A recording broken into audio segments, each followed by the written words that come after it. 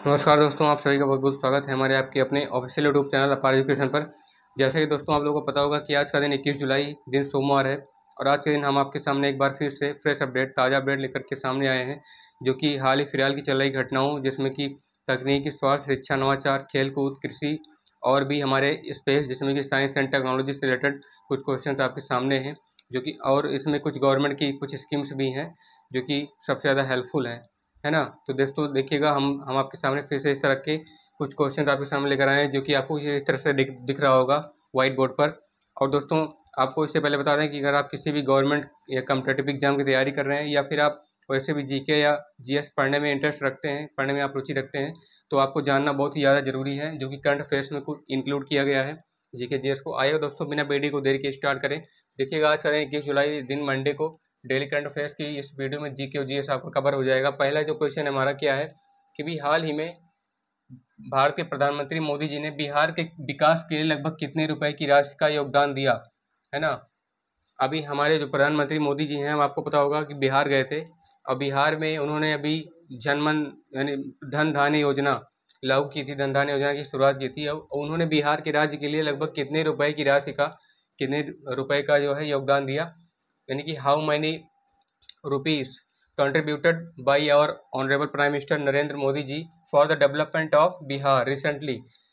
आपके सामने फिर से चार ऑप्शन है, क्या है, 5,000 करोड़ रुपए, 6,000 करोड़ रुपए, 7,000 करोड़ रुपए और इनमें से कोई नहीं।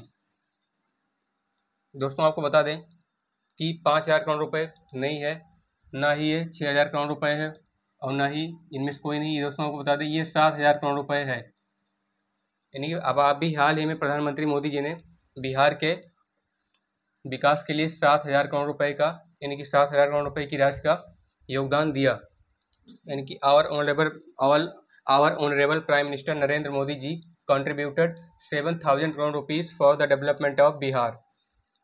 देखिए दोस्तों कुछ इस तरह से हमारा एक क्वेश्चन दिख रहा है कि अभी हाल ही में 7,000 करोड़ रुपए का पीएम मोदी ने भारत के विकास के लिए भारत के जो बिहार राज्य है भारत का, उसके विकास के लिए 7,000 करोड़ राशि का योगदान दिया, है ना। आएगा दोस्तों देखते हैं दूसरा क्वेश्चन क्या है कि अभी हाल ही में किस देश ने भारत के साथ तेल के आयात करने की डील पर हस्ताक्षर किए, है नहीं, है ना। अभी हाल ही में भारत का ऐसा कोई देश आया है भारत के साथ जिसने तेल की खरीद पर, जब भारत उससे तेल खरीदेगा उसके आयात पर, इंपोर्ट करने पर भारत के साथ जो डील हुई उस पर हस्ताक्षर किया है, यानी which country signed at the deal of import of oil, है ना, रिसेंटली अभी किस देश ने।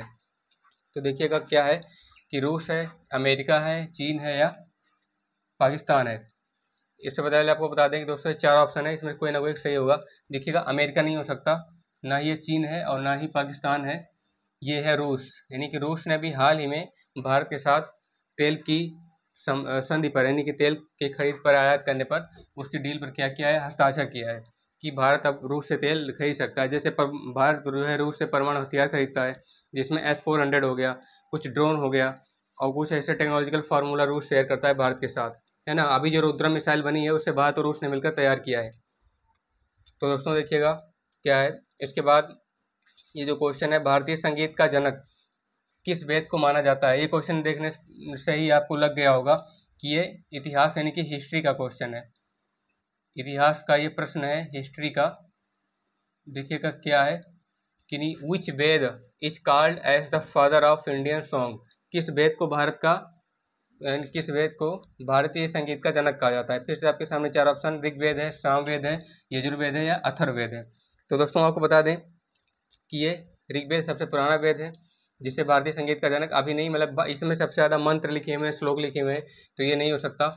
न ये यजुर्वेद हो सकता है, न ये अथर्ववेद हो सकता है। ये सामवेद है जिसे भारतीय संगीत का जनक है कहा जाता है, जिसमें भारतीय संस्कृति के ही अच्छे अच्छे गीत लिखे गए हैं, यानी कि रामायण से लेकर के भारत का जो सतयुग है, मतलब ऐसा मानना है कि सनातन धर्म जो सबसे पुराना धर्म है उसका, उसमें जो सतयुग आता है, सतयुग में 4 युग आते हैं, तो उसमें सबसे पहले धर्म से लेकर के जितने भी अच्छे अच्छे गीत हैं, रामायण से महाभारत, है ना, और भी जितने देवी देवताओं ने अवतार लिए हैं, तो उसमें सामवेद में उस गीतों का वर्णन मिलता है। आइए देखते हैं आगे कौन सा क्वेश्चन है, भारत का नेपोलियन किसे कहा जाता है। ये क्वेश्चन भी इतिहास से रिलेटेड है, हिस्ट्री से है, यानी कि इतिहास से है ये क्वेश्चन। और यही लगभग एक नंबर में पूछा जाता है। क्या है कि भारत का नेपोलियन कैसे कहा जाता है? Who is called the Napoleon of India? क्या है? चंद्रगुप्त, स्कंदगुप्त, समुद्रगुप्त, शल्यगुप्त। आपको बताया दोस्तों, चंद्रगुप्त जो भारत का सम्राट बना था, जिसने धनानंद को हराया था, अपने आचार्य के, उनके आचार्य का क्या नाम था चंद्रगुप्त जी के? चाणक्य। चाणक्य की मदद से चंद्रगुप्त जी ने जो है उनको, धनानंद को हराया था और मगध का सम्राट बना था। ये नहीं है, ना ही स्कंदगुप्त है और ना ही शल्यगुप्त है, ये है समुद्रगुप्त। समुद्रगुप्त को भारतीय नेपोलियन का, यानी भारत का नेपोलियन कहा जाता है। Samudragupta is called as the Napoleon of India. Bharat का नेपोलियन समुद्रगुप्त को कहा जाता है। यह क्वेश्चन आप लोग हमेशा ध्यान में रखिएगा, इसे पता होनी चाहिए। जनरल एंड मॉरल नॉलेज है, इसे आपको पता होना सबसे ज़्यादा जरूरी है। आपकी बुक में भी, अगर आपने 7th 8th में रहे होंगे, 9th में, तो ये आपने जो है पढ़ा होगा इस क्वेश्चन को, कि भारत का नेपोलियन समुद्रगुप्त को कहा जाता है। आइए देखते हैं आगे क्या है कि भारत का शेक्सपियर किसे कहा जाता है? Who is called the Shakespeare of India? Bharat का शेक्सपियर किसे कहा जाता है? कालिदास है, विक्रमादित्य है, वाल्मीकि, इनमें से कोई नहीं। आपको बता दें, वाल्मीकि जो कि रामायण के रचनाकार, ये नहीं है। विक्रमादित्य जो कि एक समय के राजा हुआ करते थे, है ना, ये भी नहीं है। चक्रवर्ती सम्राट जिन्हें कहा जाता है। आपको बता दें, कालिदास जो विक्रमादित्य के 9 सभा रत्नों में से एक थे, है ना, इन्हें भारत का शेक्सपियर कहा जाता है। Kalidas is called the Shakespeare of India. आइएगा, आगे बढ़ते हैं। क्या है? सी ऑफ ट्रंक्विलिटी कहाँ पर स्थित है? सी ऑफ ट्रंक्विलिटी, ये क्वेश्चन जो है ज्योग्राफी यानी कि भूगोल से लिया गया है। भूगोल से, जिसे बोला जाता है जियोग्राफी, यानी कि इस जियोग्राफी से ये क्वेश्चन लिया गया है। सी ऑफ ट्रंक्विलिटी कहाँ पर स्थित है? Where is situated sea of tranquility? आइएगा देखते हैं ऑप्शन में क्या दे रहा है। पृथ्वी है, चंद्रमा है, मंगल है, बृहस्पति है। कोई एक ग्रह है जिस पर, कोई एक ग्रह है, उपग्रह है, यानी प्लेनेट है या फिर सैटेलाइट है, जिसपे सी ऑफ ट्रंक्विलिटी स्थित है। पृथ्वी पर नहीं है, मंगल पर नहीं है, बृहस्पति पर नहीं है, ये है चंद्रमा पर।